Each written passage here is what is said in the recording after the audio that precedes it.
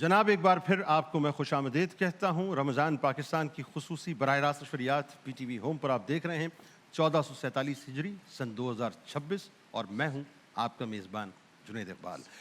بات یہ ہے کہ میں چاہتا ہوں کہ صاحب آپ اسکرین پہ رکے رہیں۔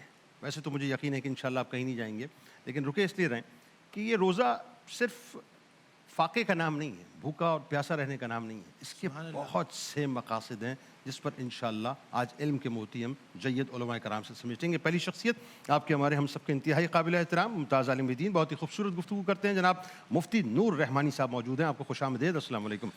دوسری شخصیت آپ کے ہمارے ہم سب کے انتہائی قابل احترام ہر دل عزیز، بہت ہی کمال گفتگو کرتے ہیں، جناب مفتی ابو محمد صاحب، آپ کو بھی خوش آمدید، السلام علیکم۔ وعلیکم السلام۔ تیسری شخصیت بہت ہی کمال گفتگو کرتی ہیں، معروف اسکالر ہیں، محترمہ سیدہ ہیرا شیرازی صاحبہ، آپ کو بھی خوش آمدید، السلام علیکم۔ اور چوتھی شخصیت میرے بھائی کمال ناتھ خاں ماشاءاللہ جناب قاری اسد الحق صاحب ہمارے ساتھ موجود ہیں، آپ کو بھی خوش آمدید۔ اس سے قبل کہ میں بات کا آغاز کروں ناظرین، میں چاہوں گا دنیا میں آپ جہاں جہاں بستے ہیں میں 10 بستہ آپ سے گزارش کروں گا، میرے انتہائی قابل احترام، میرے بالکل، اب میں وہی بات، مجھے عمر کا نہیں پتہ کہ میں عمر میں بڑا یا یہ عمر میں بڑے، لیکن مرتبے میں بہت بڑے ہیں۔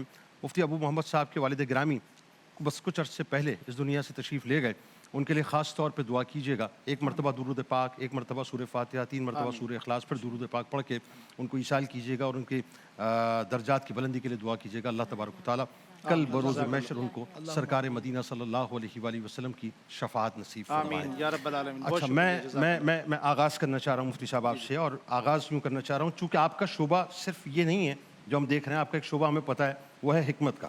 اچھا، یہ جو انٹرمیٹنٹ فاسٹنگ کا جو تصور آ گیا ہے اس وقت کہ جس میں 16 گھنٹے کی آپ فاسٹنگ کریں، پورا ویسٹرن ورلڈ آج اس کے پیچھے لگا ہوا ہے۔ اوریجن تو میرا قرآن ہے، اوریجن تو میرے اللہ کی طرف سے، اوریجن تو سرکار مدینہ صلی اللہ علیہ وآلہ وسلم کی۔ ابھی میں نے انٹرو میں ایک حوالہ دیا، یہ جو آٹوفیجی میکینزم آپ کی باڈی کے اندر ہے، جس پر ایک جاپنیز سائنٹسٹ نے ریسرچ کی تو 2016 میں اس کو نوبیل ایوارڈ جو ہے وہ دے دیا گیا۔ بابا یہ بتا دیتے ہیں نا کہ اوریجن میں ہمارا ہے بنیادی طور پہ نا، یہ جو میکینزم ہے جس میں ڈیڈ سیلز جو ہے وہ جب آپ فاسٹنگ میں رہتے ہیں 16 گھنٹے تو اس کے بعد وہ بہت زیادہ میکینزم تیز ہوتا ہے تو آپ کے ڈیڈ سیلز ختم ہو جاتے ہیں، کمزور سیلز کو مضبوط کر دیتا ہے، ریپلیس کر دیتا ہے، یعنی دوسرے لفظوں میں آپ کی باڈی کو اندر سے اس کی فیکٹری کو ریسیٹ کر دیتا ہے۔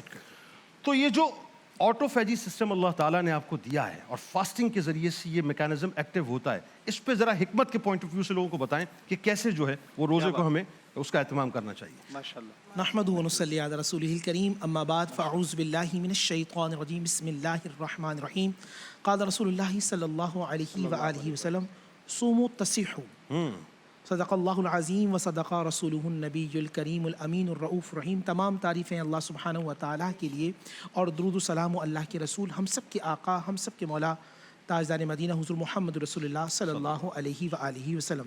رسول پاک صلی اللہ علیہ وسلم کی حدیث کہ روزہ رکھو صحت مند رہو گے۔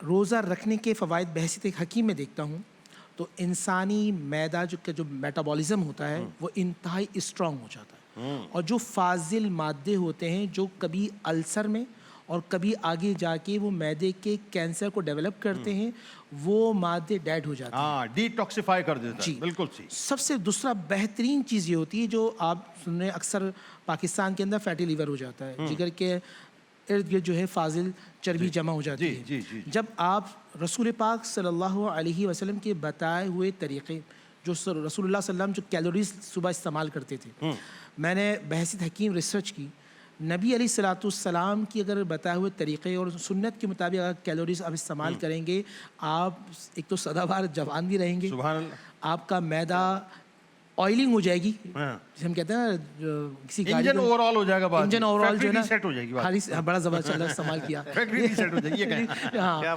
اچھا آپ کی کہیں پھنسے مجھ سے پوچھ لیا کریں، بتا دوں گا۔ فاضل چربی جو آپ کے ارد گرد ہوتی ہے فیٹی لیور وہ ختم ہو جاتا ہے۔ تیسرا یہ ہوتا ہے کہ بخارات جب معدے کے بن رہے ہوتے ہیں تو وہ دماغ کی طرف جاتے ہیں، جب وہ دماغ کی طرف جاتے ہیں تو اس سے آپ کو تبخیر معدہ ہوتا ہے، تبخیر معدہ کی صورت میں آپ کو انزائٹی ڈپریشن بہت زیادہ ہو جاتا ہے، آپ کی نیگیٹیوٹی بہت زیادہ ہو جاتی ہے۔ جب آپ نبی السلام کے بتائے ہوئے طریقہ کیا تھا، آپ نبی السلام 3، 5 یا 7 کھجور استعمال کرتے تھے اور آپ 1 کٹورا دودھ کا استعمال کرتے تھے یا پانی استعمال کرتے تھے۔ اچھا مزے کی بات یہ کہ اگر آپ ریسرچ کریں، اور جو امریکن میڈیکل سائنس نے بھی جو ایک بورڈ بنایا ان کا، انہوں نے ریسرچ کی، جو باڈی کو کیلوریز چاہیے وہ اتنی ہی چاہیے، بالکل ٹھیک ہے. جو آج وہ بتا رہے ہیں میرے مصطفیٰ 1450 سال پہلے بتا چکے. پریکٹیکل کر کے دکھا چکے ہیں. اچھا نبی علیہ الصلوۃ والسلام کبھی کبھی انجیر کا استعمال فرمایا کرتے تھے. سبحان اللہ. اچھا میرے پاس کچھ اس طرح کے پیشنٹس آئے کہ جن کو معدے میں اتنی یعنی کہ جلن تھی یا معدے کی اتنی تکلیف تھی کہ وہ بہت ساری دوائیں لے چکے تھے, مگر جب انہوں نے فاسٹنگ یعنی روزے میں 3 یا 5 انجیر کا استعمال کیا, میں آپ کو مشورہ دے رہا ہوں, جتنے لوگ یہاں دیکھ رہے ہیں جن کو معدے میں جلن رہتی ہے, معدے کے امراض خطرناک ہیں, آنتوں میں سوزش ہو چکی ہے, چہرے پہ سوجن آ جاتی ہے, پیروں میں یا یورک ایسڈ ہوتی ہے یا گھٹنوں میں خاص طور پہ سوجن آ جاتی ہے, صحیح ہے, تکلیف ہوتی ہے, نماز پڑھنے میں ان کو تکلیف ہے, وہ کم سے کم 3 سے 5 دن صرف سحری کے اندر وہ 5 یا 3 انجیر کا استعمال کریں اور 1 دودھ کٹورا استعمال کریں. بھائی اللہ نے ایسے ہی تو قسم نہیں اٹھائی نا اس کی. ہاں اچھا وجہ ہے نا, میرا رب جس پھل کی قسم اٹھائے تو سوچیے اس کی فضیلت کیا ہو. ایک اور ہاں والتین والزیتون. اچھا ایک چیز اور بھی ہے, وہ میری بہن ہے کہ جو ماں نہیں بن سکتی جن کے ہارمون ان بیلنس ہوتے ہیں, اگر وہ روزے میں صحیح ڈائٹ لیتی ہیں صبح سحری میں اور افطاری کے اندر, تو ان کے جو ہارمونز ان بیلنس ہے وہ بیلنس ہو جاتے ہیں. تیسرا یہ کہ جو بہت زیادہ نیگیٹو رہتا ہے, بہت زیادہ انزائٹی کے اندر رہتا ہے, اگر وہ سحری کو صحیح طریقے سے کھاتا ہے نبی اسلام کے مطابق, اپنا جو کا دلیہ استعمال کر لیتا ہے. سبحان اللہ, کیا بات. جو کا دلیہ استعمال کرے گا تو ذہنی امراض اس کے ختم ہو جائیں گے. اچھا جس طرح یہ شوگر بہت بڑھ جاتی ہے, اچھا ہائی بلڈ پریشر کے جو مریض ہوتے ہیں, مزے کی بات یہ ہے آپ یہ دیکھیں عصر کی نماز کے بعد بھی ہمارے جو نمازی ہوتے ہیں وہ تھوڑے سست ہو جاتے ہیں. اس کی وجہ یہ کہ آپ کا جو دوران خون ہوتا ہے وہ دل آپ کا جو ہے نا وہ آہستہ آہستہ پمپ کر, یعنی کہ روزہ آپ کے دل کو بھی سکون دے رہا ہوتا ہے. بالکل ٹھیک. جہاں وہ جگر کو سکون دے رہا ہے, معدے کو سکون دے رہا ہے, آپ کی آنتوں کو سکون دے رہا ہے, آپ کے ذہن کو سکون دے رہا ہے, آپ کی پوری اوور آل جو باڈی ہے وہ اللہ کی طرف سے رحمت کی طرف جا رہی ہے اور باعث سکون میں آ رہی ہے. بس شرط یہ ہے کہ سحری میں کڑھائیاں, نہاریاں, پاوے لے کے آ جاؤ, وہ کام نہیں ہونا چاہیے. وہ کام ہونا چاہیے جو, ورنہ میدا بھی سوچ رہا ہوتا ہے اللہ رحم کرے, مطلب کہ کیا مطلب وزن کم ہونے کی بجائے بڑھنا شروع ہو جاتا ہے. بالکل ٹھیک. اچھا سر یہ بالکل اب اسی بات کو یہیں سے ٹو کر لیتے. ایک تو اللہ تعالیٰ نے ایک آپ کو ایک نظام دیا ہے آٹوفیجی کے نام پہ, کہ پورا آپ کا ایک آٹومیٹکلی ایک میکینزم ہے جو آپ کی باڈی میں کام کر رہا ہوتا ہے. اگین وہی بات, طریقہ اگر وہ ہو تو وہ جا کے پھر 16 یا 17 گھنٹے میں جا کے یا 16 گھنٹے میں جا کے وہ اوپن ہوتا ہے, صحیح طور سے اپنا کام کرتا ہے. میں کہتا ہوں کہ ایک آٹوفیجی میکینزم ہمیں اپنی روح پہ لگانا چاہیے کہ روزے کی جو روحانی ایسنس ہے وہ بھی تو مطلب حاصل ہونی چاہیے. اس کے بارے میں ذرا بتائیے. روحانی ایسنس سے ہم بڑے دور نظر آتے ہیں, یعنی صرف فاقہ کر لیا ہے, کیا بات, باقی سارے کام معاذ اللہ ہم کر رہے ہوتے ہیں. بتائیے کیا بات. بسم اللہ الرحمن الرحیم. دیکھیے بہت ساری حکمتیں دے کر اللہ تعالیٰ نے تمام نبیوں کو روزے عطا فرمائے اور حکیم بنا کر جناب رسالت مآب کو اللہ نے رمضان عطا فرمایا. سبحان اللہ. رمضان المبارک وہ مہینہ ہے کہ جب ایک انسان 11 مہینے اپنی روح کو وینٹیلیٹر پہ لے آتا ہے تو اللہ تعالیٰ بطور ایڈمٹ کرنے کے لیے اسے رمضان عطا فرماتے ہیں. سبحان اللہ. سبحان. رمضان دوسرے لفظوں میں یوں سمجھیے کہ روحانی طور پہ ایک بندہ آئسولیٹ ہو جاتا ہے, اسے غذا ملتی ہے. اب انسان 2 چیزوں کا مرکب ہے, اگر روح نکال دی جائے تو جسم میت ہے. بالکل ٹھیک ہے, جسم ڈیڈ ہے, ختم ہے. اور روح کا تعلق اس کائنات سے نہیں ہے, اس جہان سے نہیں ہے. روح اوپر سے آئی ہے, جسم اللہ تعالیٰ نے اس مٹی سے بنایا ہے. بالکل ٹھیک. جتنی کائنات کے اندر جسم کی غذا ہے وہ اسی زمین سے تعلق ہے, واہ اسی کی پانی سے ہے. کیا اچھی بات آپ کرنے لیکن روح کی غذا کا تعلق زمین سے نہیں ہے. ہاں کیا اچھی بات کرنے جا رہے ہیں. روح کی غذا آسمان سے ہوتی ہے, آسمان سے اترتی ہے. ٹھیک ہے جی. اب رمضان المبارک اللہ تعالیٰ کی وہ نعمت ہے, اگر اسے سمجھا جائے تو یہ کھانے پینے کا مہینہ نہیں ہے. ہماری شریعت میں ایک فضائل وہ بھی ہیں جسے ہم بھوک کے فضائل کہتے ہیں. کیا بات ہے. بایزید بستامی رحمۃ اللہ علیہ نے بیان کیے ہیں. اللہ اکبر. امام ابوبکر کاسانی رحمۃ اللہ علیہ نے بڑا عجیب جملہ کہا. انہوں نے کہا اگر فرعون کو یہ پتا ہوتا نا کہ بھوک کیا چیز ہے, یہی جملہ میں اور وہ کبھی بھی خدائی کا دعویٰ نہ کرتا. ٹھیک ہے جی.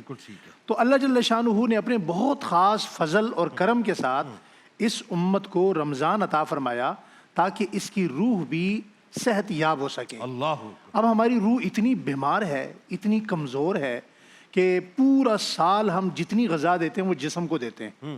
ٹھیک ہے جی. اب جسم کی غذا کا جو ذریعہ ہے اندر جانے کا معدے کی طرف, وہ کیا ہے؟ وہ ہمارا منہ ہے. پانی ہم منہ سے پیتے ہیں, کھانا ہم منہ سے کھاتے ہیں, ہر چیز ہم ڈال رہے ہیں. لیکن جو روح کی غذا کا ذریعہ ہے وہ ہمارا دل ہے. اللہ اکبر. اب ہمارا دل کتنا ناپاک ہو چکا ہے, کتنا ہماری تنہائیاں برباد ہو چکی ہیں, دل کے اندر کتنا عجب ہے, کتنی تنگی ہے, کتنا تکبر ہے, کتنا تسنع ہے, کتنا دکھاوا ہے, کتنی ریاکاری ہے, بغض سے, حسد سے, کینے سے, روحانی تمام امراض سے, جھوٹ ہے, وہ دل- غیبتیں ہیں, جھوٹ ہے, غیبت ہے, کینہ پروری ہے, ان چیزوں سے ہمارا دل اٹا ہوا ہے.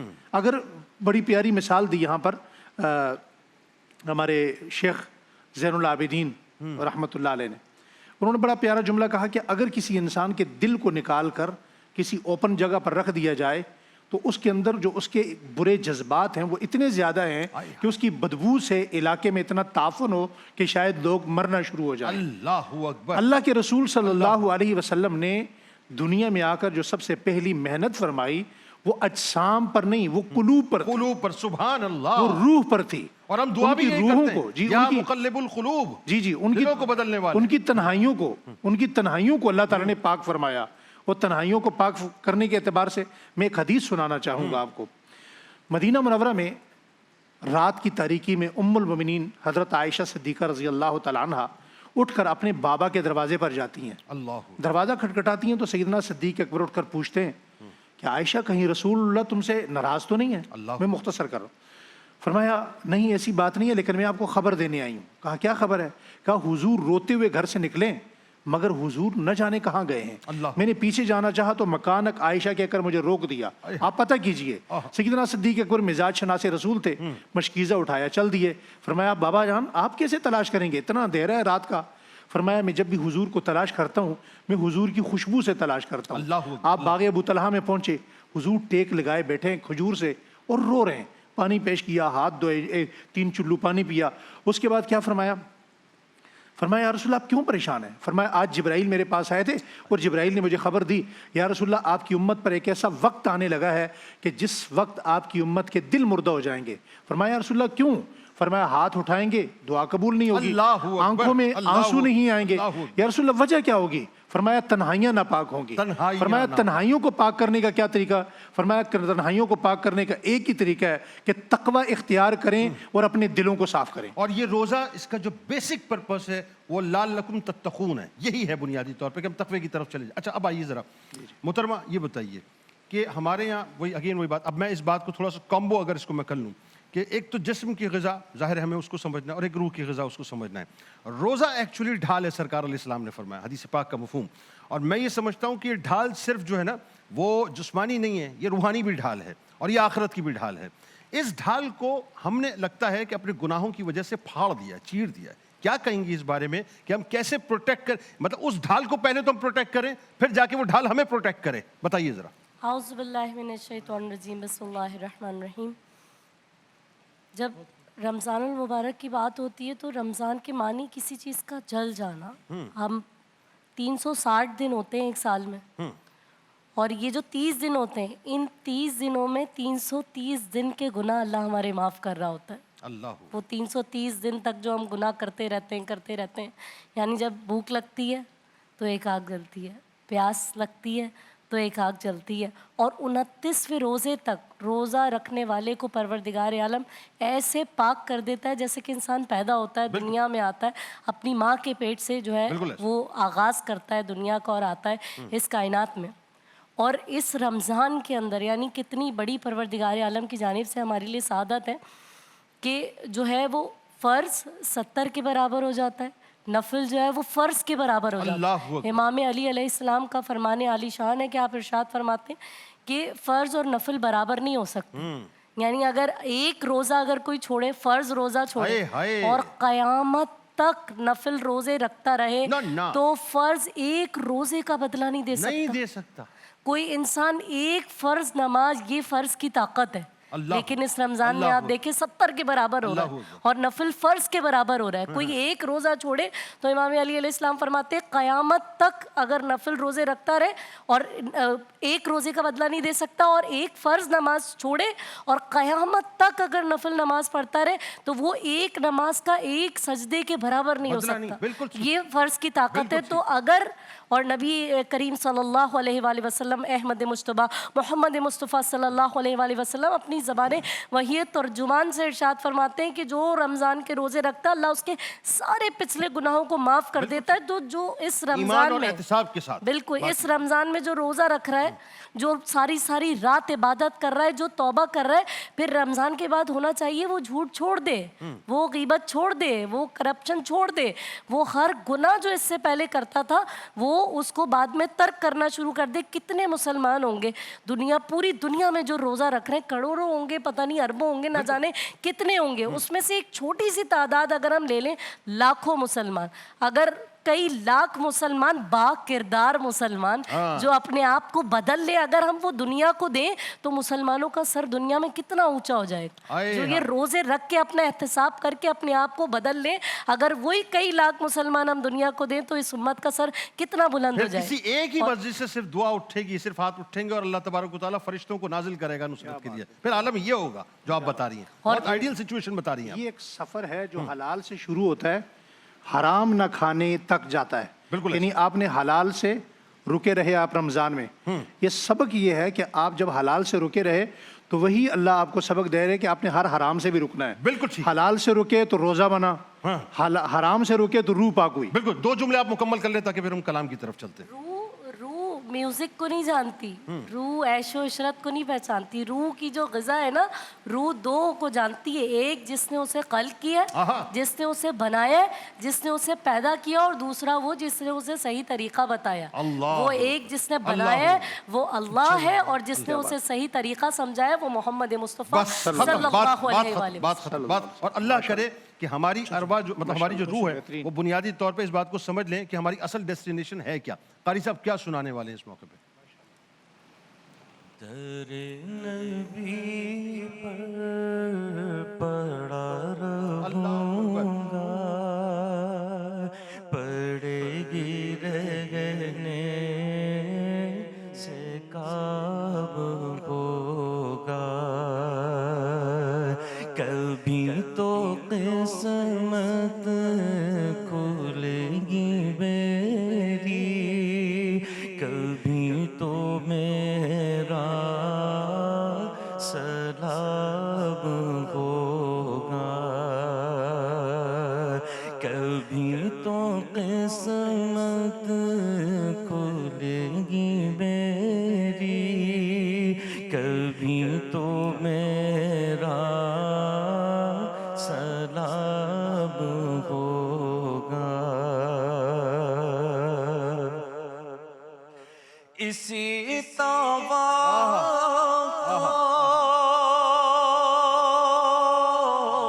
में जी रहा हूँ, यही तमन्ना जला रही है,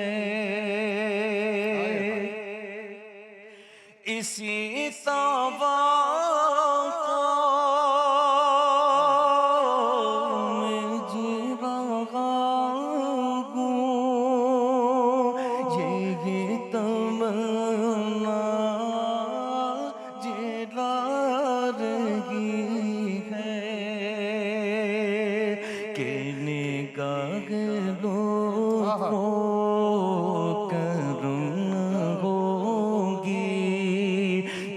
मुझको जीना हराम होगा, निगाहें लुत्फ़ो करम होगी तो मुझको जीना हराम होगा। खिलाफ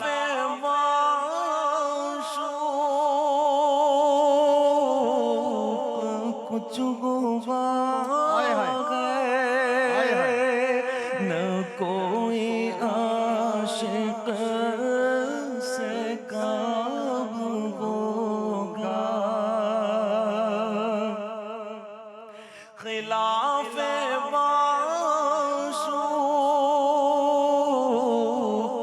कुछ हुआ है न कोई आशिक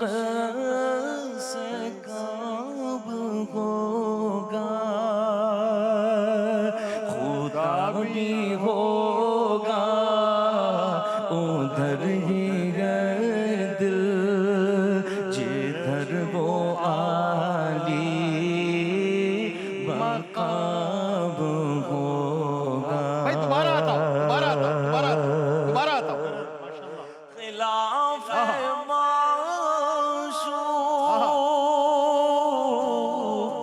کچھ گوا ہے نہ کوئی عاشق سے کام ہوگا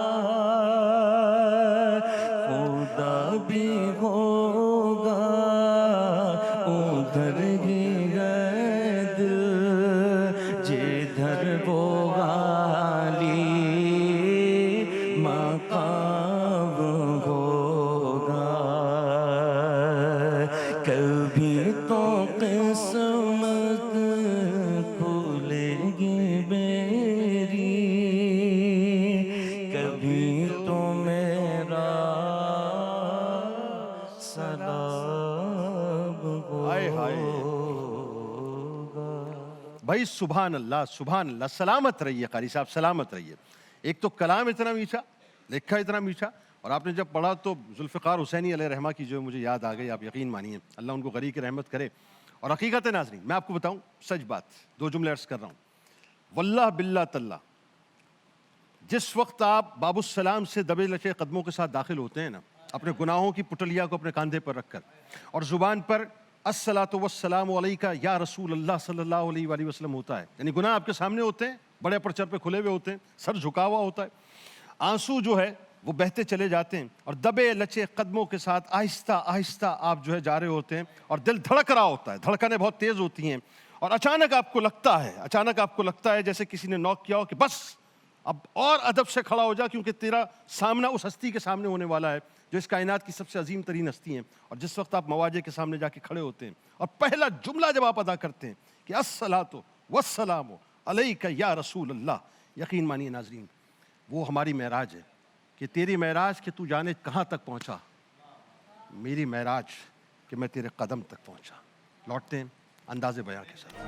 رمضان پاکستان اللہ کا احسان ہے رمضان پاکستان